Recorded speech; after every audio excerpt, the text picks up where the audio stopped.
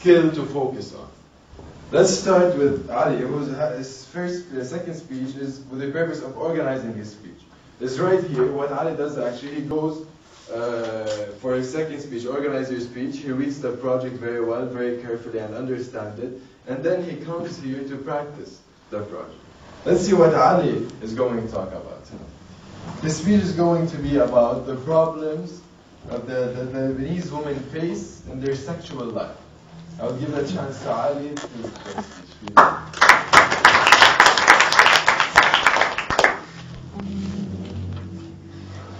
On a nice spring day in Beirut, my friend and I were talking over a cup of coffee. We summarized the situation that Lebanese women face in Lebanon in one single sentence. Women in Lebanon are praised for being sexually attractive, yet criticized for being sexually active.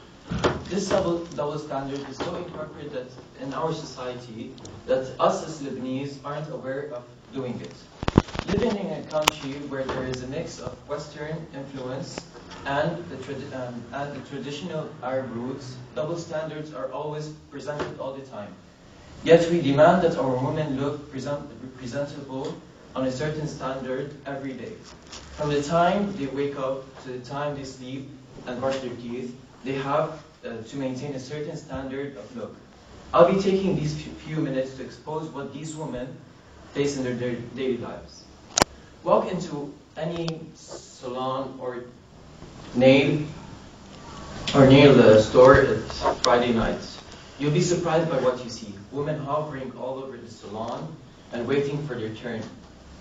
For their turns, and they try to pull all of their connections to find the seats in the next chair. The women that are already there are meticulously trying to judge the hairdresser by each strand that he puts around her face. And all of this time, money, and effort spent is just for 4 or 5 hours. It's considered wrong or even blasphemy if a woman goes to a casual dinner with chipped nails, frizzy hair, and hairy arms. Even if they have to go to the grocery, they have to follow a certain standard of look.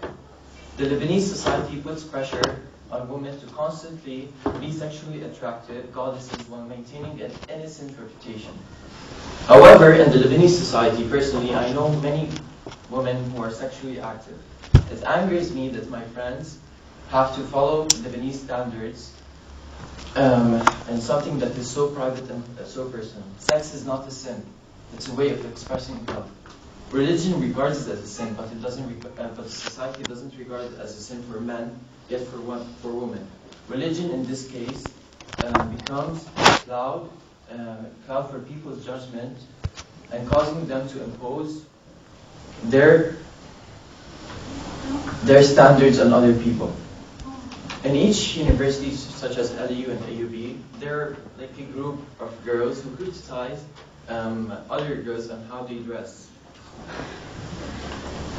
And they also criticize them on how loose they are. One would think that because these are American universities, the moral compass would be different. This is absolutely wrong. In LU and AUB,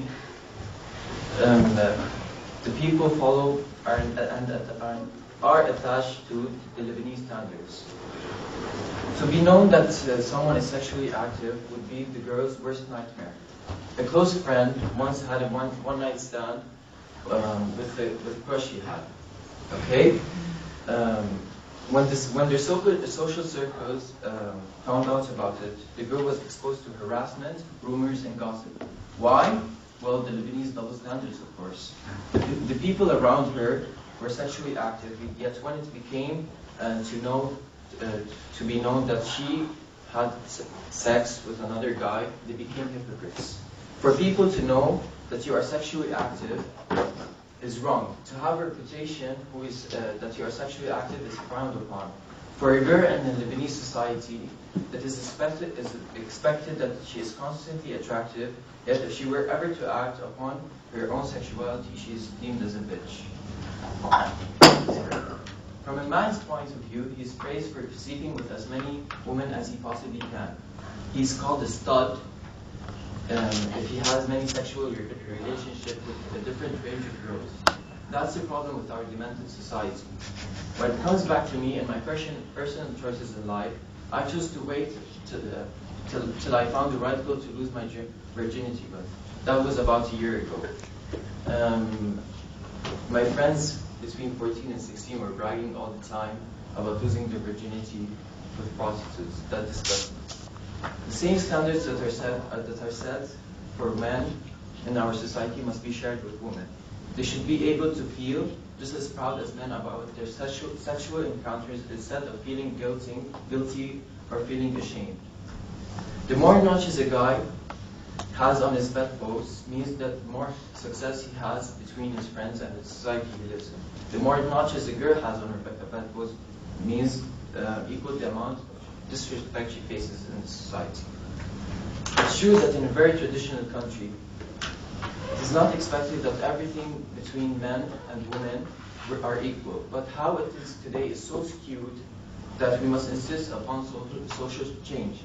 Men insist upon marrying a woman who is pure or a virgin, yet he is not expected to be a virgin himself. Although saving yourself for marriage is something to be proud of, being sexually active is not wrong at all. That is why women should be treated in the same way as men are treated. On the same moral compasses with the same standards. Any other way is not fair. Although I believe that men and women should not sleep around and have casual sex with strangers on a daily basis, I do believe that women have a right to have an active life, a sexual life, without feeling ashamed or being criticized. A balance is needed. Men should be judged as much as women in their sexual life, even if they have a loose lifestyle, like men in Lebanon. For a woman to lose her virginity to someone she loves, and to be sexually active with people she loves is not wrong by any means. So why should we as a society judge women by their looks and yet not allow her to have an active sexual life? Thank you.